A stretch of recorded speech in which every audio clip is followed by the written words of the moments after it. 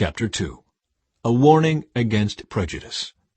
My dear brothers and sisters, how can you claim to have faith in our glorious Lord Jesus Christ if you favor some people over others? For example, suppose someone comes into your meeting dressed in fancy clothes and expensive jewelry, and another comes in who is poor and dressed in dirty clothes. If you give special attention and a good seat to the rich person, but you say to the poor one, "You can stand over there, or else sit on the floor," well, doesn't this discrimination show that your judgments are guided by evil motives?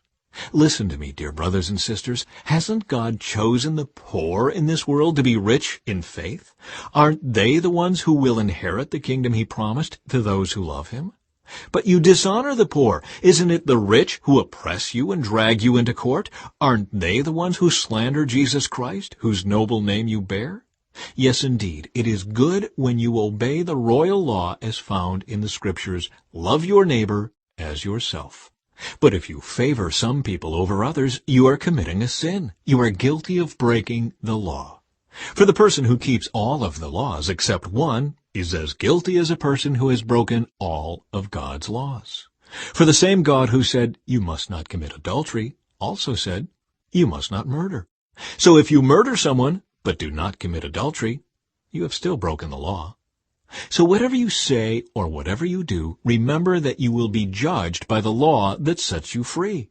There will be no mercy for those who have not shown mercy to others. But if you have been merciful, God will be merciful when He judges you. Faith without good deeds is dead.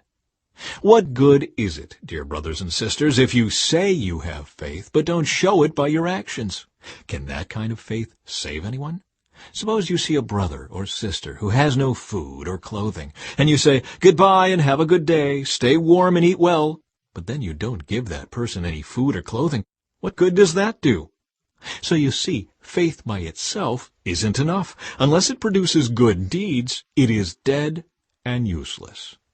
Now someone may argue, some people have faith, others have good deeds. But I say, how can you show me your faith if you don't have good deeds? I will show you my faith by my good deeds. You say you have faith, for you believe that there is one God. Good for you. Even the demons believe this, and they tremble in terror. How foolish! Can't you see that faith without good deeds is useless? Don't you remember that our ancestor Abraham was shown to be right with God by his actions when he offered his son Isaac on the altar? You see, his faith and his actions worked together. His actions made his faith complete. And so it happened just as the Scriptures say. Abraham believed God, and God counted him as righteous because of his faith. He was even called the friend of God. So you see, we are shown to be right with God by what we do, not by faith alone. Rahab the prostitute is another example. She was shown to be right with God by her actions when she hid those messengers and sent them safely away by a different road. Just as the body is dead without breath, so also faith is dead without good works.